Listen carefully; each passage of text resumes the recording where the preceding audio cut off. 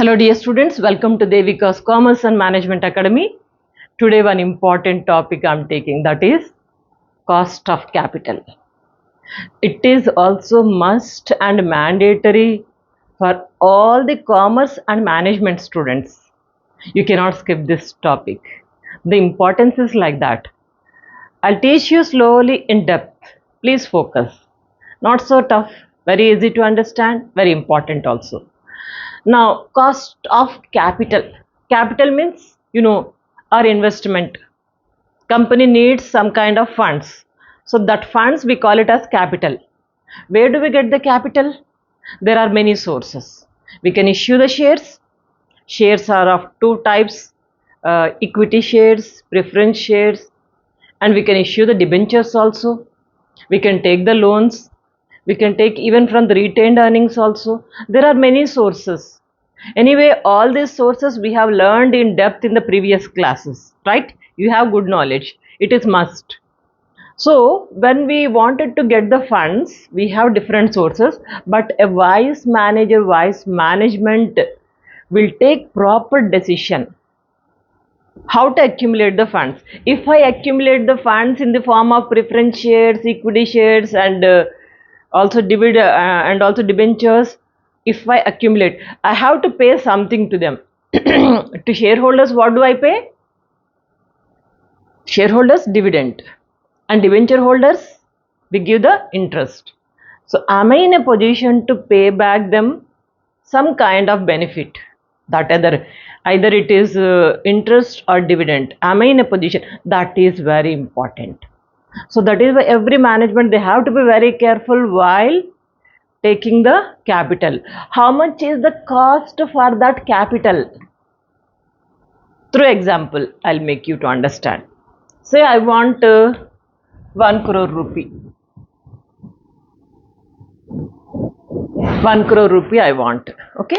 So 50% I have issued preference shares and 50% equity shares. Or otherwise, let us assume 50% equity shares and 25% preference shares and 25% debentures issued.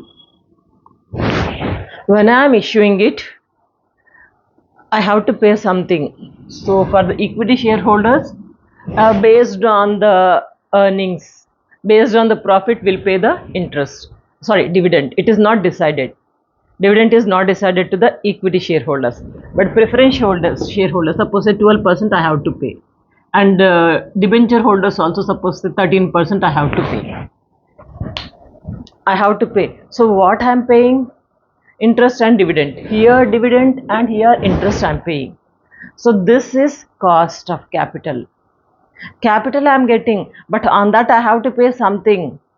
So that something is, we say it as a cost of capital. This is the cost I have to pay. At any cost I have to pay them this dividend and interest. At least company has to come to that stage, they should be in a position to pay back this interest and dividend. Principal, of course, they cannot touch, right? So this cost of capital, this is the cost we are paying, we are going to pay to the shareholders and debenture holders. So for that cost of capital, we have to calculate what is the cost you are paying. Right? Are you getting it? In a very simple way, I'll give you what is cost of capital. Cost of capital is the cost of acquiring the funds. Cost of acquiring the funds. I need funds. 1 crore. What is the cost I am paying? That cost is cost of capital. Cost of capital is the cost of acquiring the funds. One simple sentence you can remember. If somebody asks you what is cost of capital, cost of capital is nothing but the cost which is acquired to pay the cost of capital, acquired for the capital. Okay, acquiring the funds or capital. Simple, one definition. Now, what is this cost of capital? In depth we'll see. On raising funds from various sources, when we have to raise the funds from various sources, the company has to pay some additional amount in the form of in the form of interest. This is here in the form of interest apart from the principal amount. Whenever we are raising the funds, the company has to pay some additional amount in the form of interest. As I gave you, raising 1 crore, I have to pay something additional. What is that something additional? Interest or dividend. So that is, so this additional cost means this additional cost is the cost of capital. Remember, either this one additional, you have to pay additional cost, you have to pay, that is nothing but cost of capital. In another form, you can just simply say interest or dividend which is to be payable to the shareholders and debenture holders is cost of capital. Am I clear? Now one simple definition, important definition you have to remember. The cost of capital is the minimum rate of return. What is cost of capital? Cost of capital is the minimum rate of return that company must earn on its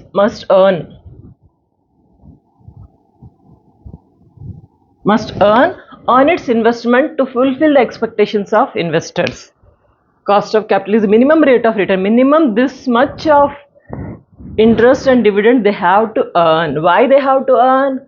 Must earn on its investment. Why they have to earn? To fulfill the expectations of investors. Investors, at least they'll expect this. If you don't pay, what happens? If you are not in a position to pay the decided dividend or decided interest, if you are unable to pay, then that's a bad mark for the organization. Automatically the shareholders, debenture holders, they'll be unsatisfied. That spreads the rumor spreads in the market, and automatically shares value will come down. That is why you need to be very careful. At least you must earn this much of return, so that you will be in a position to pay. I'll give you another example. Okay, let it be. So another example, say I have borrowed 10 lakh rupees.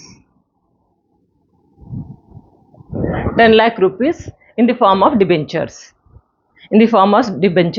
Okay, and debentures, this is already decided that I have to pay 12% interest to the debenture holders. Decided. Now I started focusing on my business. I got profits, and as per the profit, 12% I have to pay, but I got a profit of, out of this 17% profit I got. When I took 10,000 rupees, on that I have to pay 12%, but my return is 17%. Return is 17% means it is a wise decision. 5% extra is there.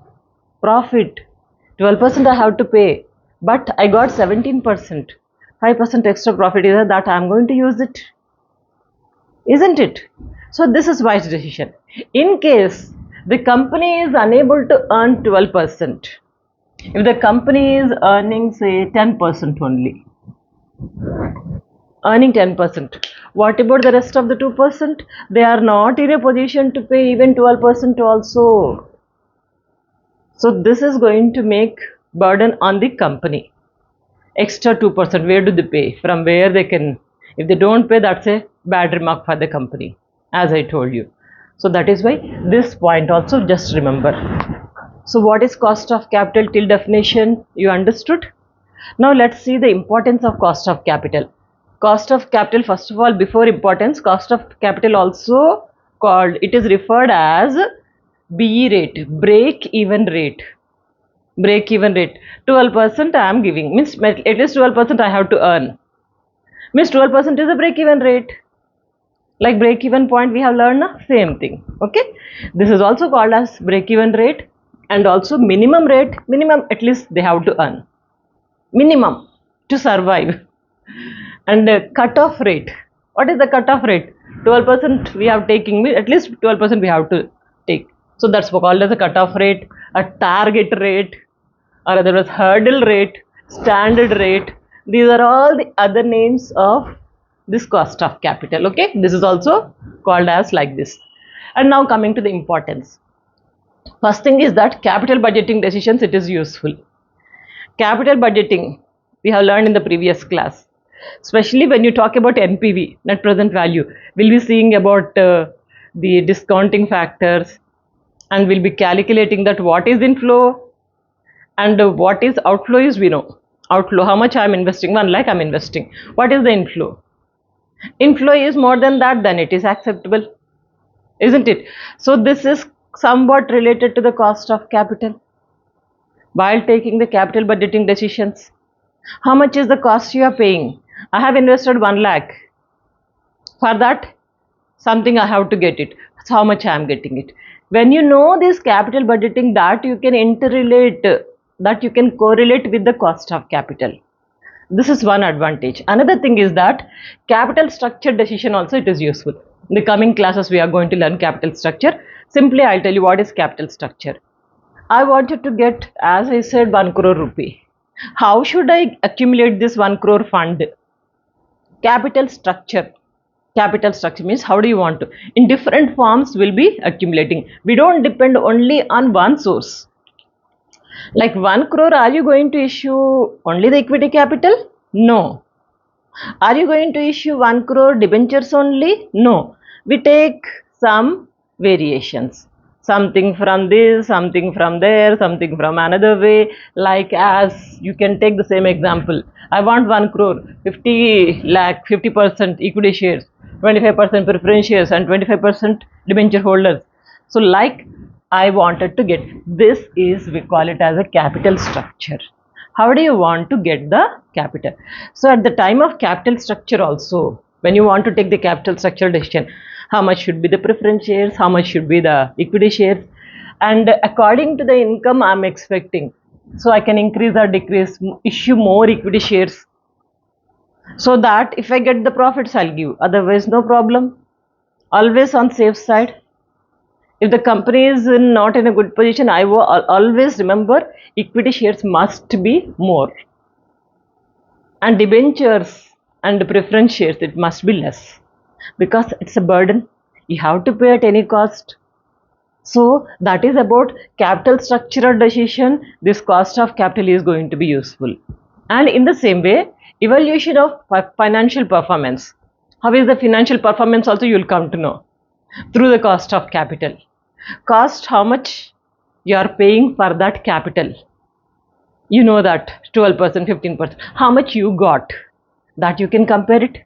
Now according to that, you can decide that company is going towards the progress, a company is not up to the mark, going down, whatever it may be. That performance you will come to know, isn't it? So this is another important advantage. Another thing is that other financial decisions, if you want to take other financial decisions, especially like market value of shares. What is the market value of shares? And earnings capacity. So like this kind of things also will be knowing through the capital, cost of capital. Importance, just 4 points you have to remember. What are the 4 points? Capital budgeting decision, capital structure decision. Capital budgeting, capital structure, and evaluation of financial performance and other financial decisions. Other financial decisions means mainly market value of shares, earnings per share, that you will come to know. Now how do we calculate this cost of capital? Very important. Please focus. In depth we are going to discuss each and every point in the next class, but right now you just focus how do we calculate. So computation or calculation of cost of capital. Total 4 sources are there to get the funds, to accumulate the funds. One is cost of debt, means debentures, preference shares, equity shares, and also retained earnings. Through these 4 sources, debentures, preference shares, equity shares, and retained earnings. These are the 4 sources. Na? So we are going to calculate these 4 separately. First one is, let's talk about first one, cost of debt. Cost of debt means whenever you take the loan, especially you can say it as debentures. Debentures are loan only. You have to pay. And principal amount you have to pay.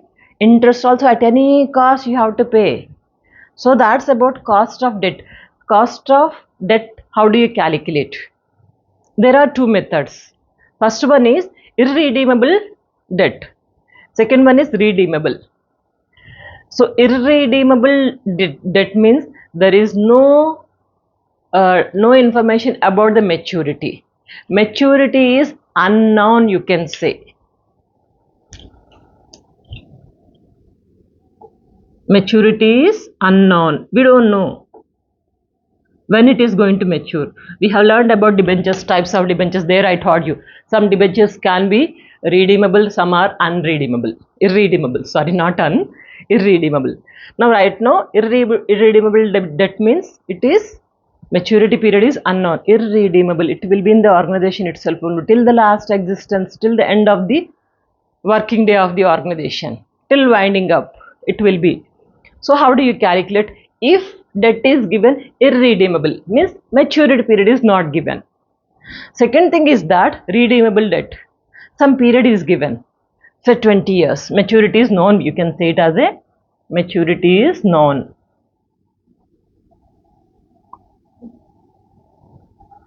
Say for example, debentures I have issued at the rate of 10% for 10 years. 10% for 10 years. 10 years that years is given. It means it is redeemable debentures. Now here for example, I have issued 2 lakh of debentures at the rate of 12%. Maturity year is not mentioned. 10 years here it is mentioned. It is not mentioned here. Then it is irredeemable debentures. Okay, that's about cost of debt. Now second one is that cost of preference shares. We have learned about cost preference shares in depth. What are preference shares, features, advantages, disadvantages, everything we have learned now.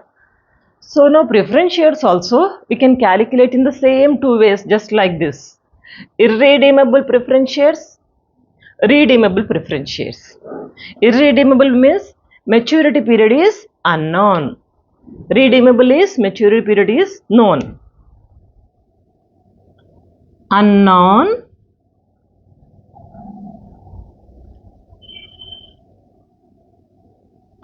maturity and non-maturity.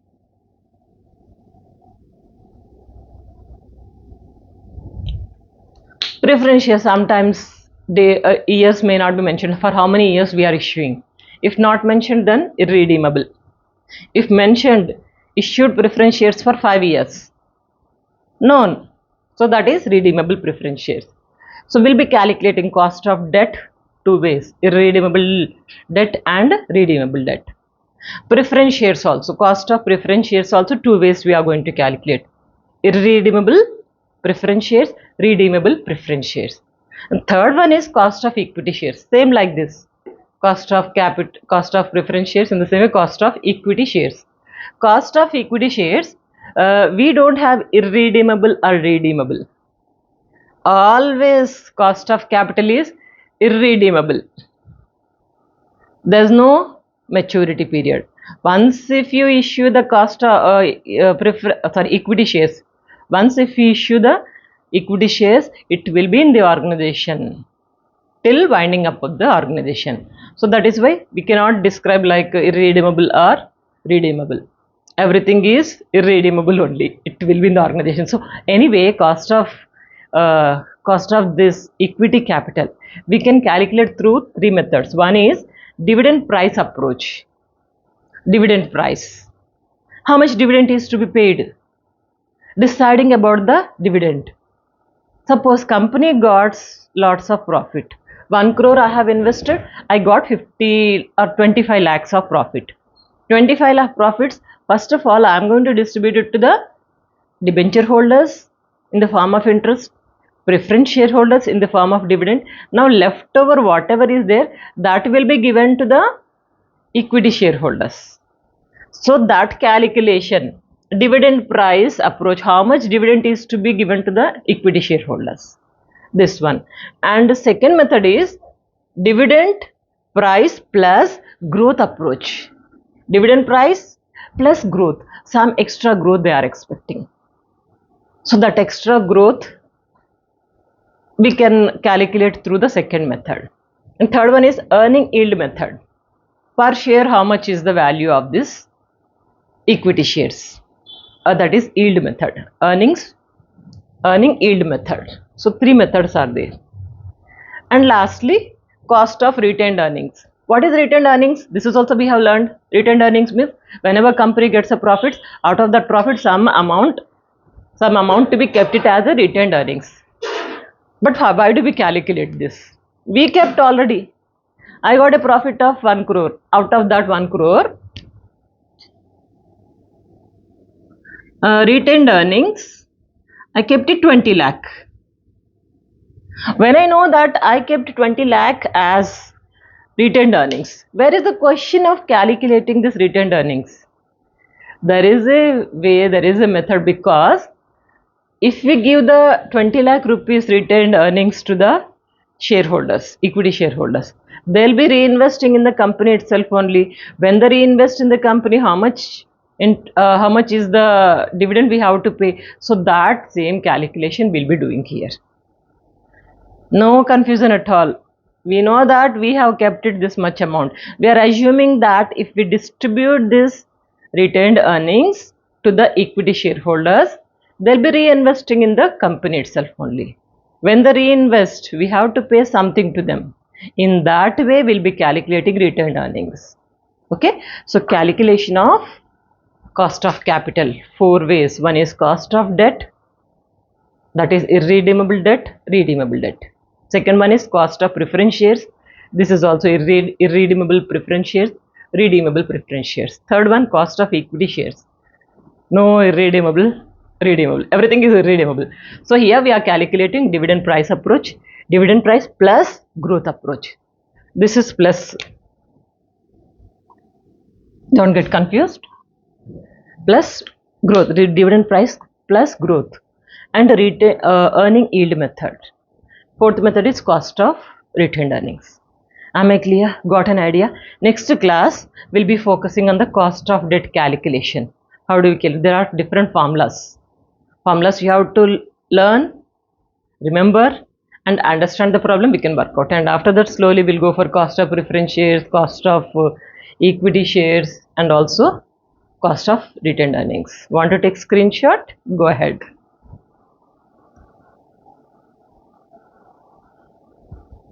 You got an understanding now what is cost of capital? This picture is clear. The next class will be easy. Only you have to focus. I would advise you to watch these videos on computer. If you have personal computer, use it. Or TV, you can use it. Take notes, pen, calculator, and sit, focus. Sit in a separate room if you have separate room, so that you will understand very well. Okay, my dear students, there are many videos already I have prepared. I think 600, 700 videos are there. Check out the playlist, clearly prepared playlist. Whatever subject you want, most of the time, 80 to 90%, it is available in our channel. Please check it out, use it. Don't forget to share this video. Stay connected. Good luck.